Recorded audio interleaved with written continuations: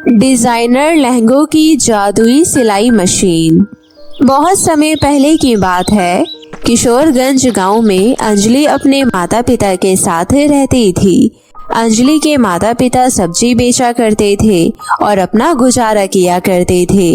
अंजलि के घर में गरीबी थी, जिस वजह से अंजलि स्कूल में बाकी बच्चों की तरह पढ़ लिख नहीं सकी। लेकिन अंजलि बहुत ज्यादा टैलेंटेड लड़की थी, जिसके पास बहुत सारे स्किल्स थी और बहुत ज्यादा होशियार भी थी। अंजलि को हमेशा से ही सिलाई कढ़ाई का काम करना बहुत पसंद था। जब उसके माता पिता सब्जी बेचने जाया करते तो अंजलि अपने दोस्त के साथ मिलकर एक बुटीक पर सिलाई कढ़ाई का काम करने जाया करती और वहां से कुछ पैसे कमाया करती। वहीं दूसरी तरफ अंजलि के माता पिता सब्जी बेचकर थोड़े बहुत पैसे इकट्ठे करते। जैसे तैसे उनका घर चल रहा था। एक दिन अंजलि अपने पिता से कहती है, पिताजी, क्यों ना आप घर पर सिलाई की मशीन ले आए और घर से ही लोगों के सूट, लहंगे, ब्लाउज आदि ये सब सिला करें, ताकि हमें अच्छा खासा पैसा मिल सके। और तो और मेरे दोस्त भी ये काम जानती है, हम दोनों मिलकर ये काम कर सकते हैं। बेटा, कभी भी किसी के भी साथ मिलकर काम करने की जरूरत नहीं है, क्योंकि हमारे पास इतना पैसा नहीं है कि हम किसी के साथ मिलकर काम कर सके। तुझे अगर सच में सिलाई मशीन अच्छे से चलानी आती है तो मैं तुझे पुरानी सिलाई मशीन दिलवा सकता हूँ, वो भी अभी नहीं, पूरे 1 महीने बाद। वो और मैं मिलकर बहुत अच्छा पैसा कमा सकते हैं, फिर आप उसके साथ काम करने के लिए मना क्यों कर रही हैं? बेटा, तो दोस्त के साथ काम करेगी तो दोस्त के साथ पैसा भी तो बांटेगी ना। और अक्सर जब रिश्ते के बीच में पैसे आ जाता है तो पैसों की वजह से लड़ाई झगड़ा बढ़ जाती है। ठीक है पिताजी, हम 1 महीने बाद देखते हैं। अगर सिलाई मशीन लाना पॉसिबल हुआ तो आप मेरे लिए सिलाई मशीन ले आना। हाँ ठीक है। अंजलि और अंजलि के पिता ये सारी बात करके 1 महीने बाद सिलाई मशीन खरीदने का सोचते हैं और फिर सभी खाना पीना खाकर सो जाते हैं। अगले दिन सुबह होते ही सुबह सुबह अंजलि के माता पिता काम पर निकलते हैं, लेकिन शनिवार का दिन होने की वजह से मार्केट में बहुत भीड़ लगती है। इस वजह से उसके माता पिता अंजलि को भी साथ ले जाते हैं। रास्ते में चलते चलते उन्हें एक बूढ़ा व्यक्ति मिलता है। बेटा, मैं यहाँ बहुत समय से भटक रहा हूँ, लेकिन किसी ने भी मेरी सहायता नहीं करी। कृपया करके मेरी मदद करो। मुझे बहुत ज्यादा भूख लगी है और मेरे पास खाने का कोई जुगाड़ नहीं है। क्या तुम मुझे 2 रोटी खिला सकते हो?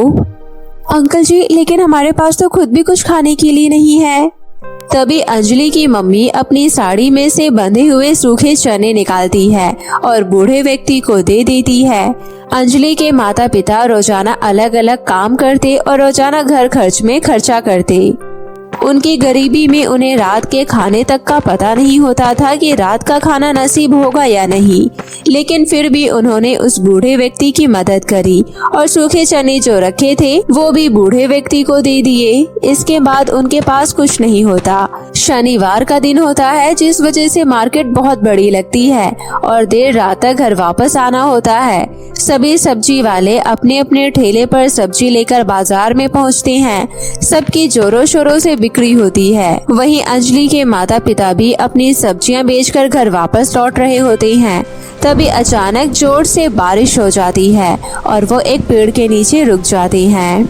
माँ, मुझे बहुत जोरों से भूख लग रही है, अब मैं क्या करूँ? ये बारिश भी बंद नहीं हो रही। बेटा, थोड़ा सब्र कर, अभी हम चलकर खाना खा लेंगे। आज तो वैसे भी बहुत अच्छी बिक्री हुई है। धीरे धीरे बारिश और तेज हो जाती है।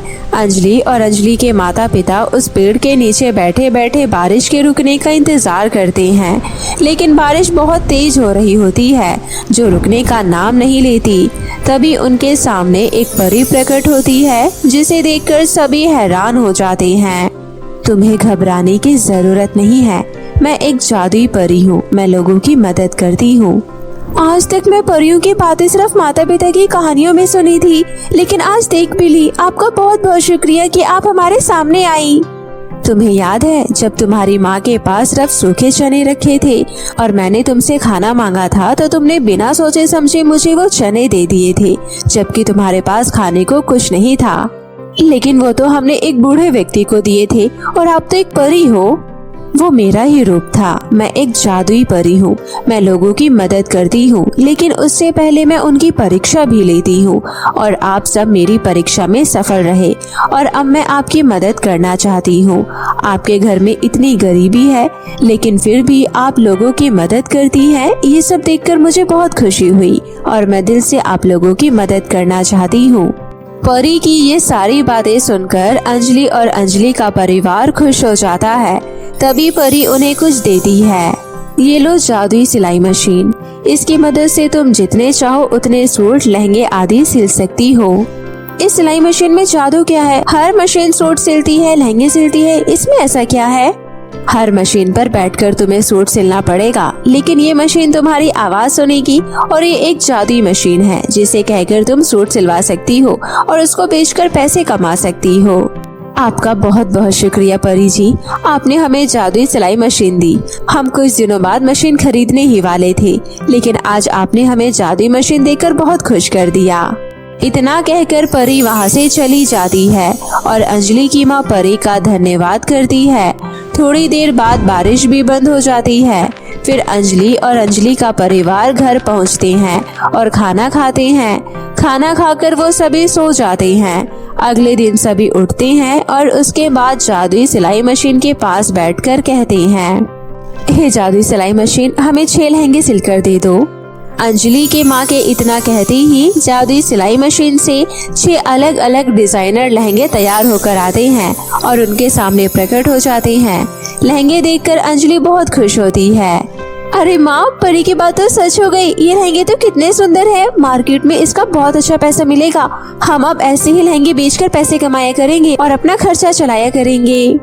हे भगवान, तेरा लाख लाख शुक्रिया जो तूने हमें परी से मिलवाया। आज हमारे पास जादुई सिलाई मशीन है। अब हम इसकी मदद से लहंगे, सूट आदि मंगवा कर बेचा करेंगे। सभी बहुत खुश होते हैं और लहंगे भी एक से बढ़कर एक होते हैं, जिन्हें लेकर अंजलि अगले दिन अपनी माँ के साथ मार्केट में पहुँचती है। मार्केट पहुंचकर अंजलि दुकानदारों से मिलती है और दुकानदार उसे लहंगे का अच्छा रेट देते हैं, लेकिन अंजलि को सेटिस्फेक्शन नहीं होता, जिस वजह से वो अपनी माँ से कहती है, क्यों ना हम अपने लहंगे की दुकान खोल ले और उसमें हम लहंगे का बिजनेस करें माँ। हाँ, ठीक कहती हो। दोनों माँ बेटी घर पहुँचती है और घर जाकर अपने पिता को अंजलि सब कुछ बताती है। ये बातें सुनकर उसका पिता भी अपनी खुद की दुकान खोलने के बारे में सोचता है। कुछ दिनों तक हम ऐसे ही लहंगे बेचते हैं और कुछ पैसे इकट्ठा करते हैं। उसके बाद हम अपना खुद का लहंगे का बिजनेस करेंगे। हाँ बेटा, तेरे पिताजी ठीक कह रहे हैं। अंजलि और अंजलि के माता पिता कुछ दिनों तक ऐसे ही लहंगे बेचते हैं और कुछ पैसे इकट्ठे कर लेते हैं। ऐसे ही 1 महीना बीत जाता है और अंजलि अच्छे खासे पैसे इकट्ठे कर लेती है और अपनी खुद की लहंगे की दुकान खोल लेती है, जिसके बाद वो अपना खुद का लहंगे का बिजनेस करती है और दिन पर दिन उनके पास बहुत अच्छा पैसा आने लगता है। धीरे धीरे उनके शहरों तक ग्राहक बन जाते हैं और लोग दूर दूर से उनके लहंगे खरीदने आते हैं। अंजलि के पास किसी बात की कोई कमी नहीं थी और उनके पास अच्छा खासा पैसा हो जाता था, जिसके बाद वो अपना खुद का घर बनवा लेते हैं और हंसी खुशी अपना जीवन व्यतीत करते हैं और लहंगे के बहुत बड़े बिजनेसमैन बन जाते हैं।